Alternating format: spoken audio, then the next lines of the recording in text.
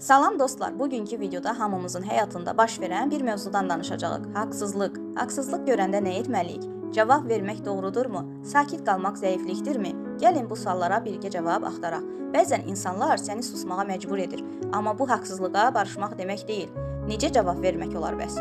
Sakit və ağıllı şəkildə cavab ver. Ağıl emosiyalardan daha güclüdür.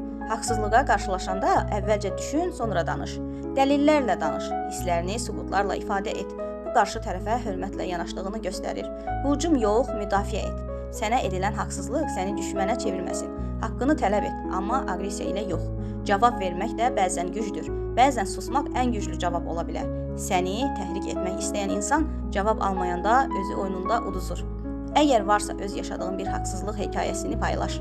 Məndə bir dəfə oldu, amma sakit qalaraq özümü sübut etdim. Haqsızlığa qarşılaşan tək sən deyilsən, amma cavab vermə tərzin səni fərqli edir. Ədalətli ol və səsini qorxmadan ifadə et. Videonu bəyəndinsə like etməyi və kanala abunə olmağı unutma.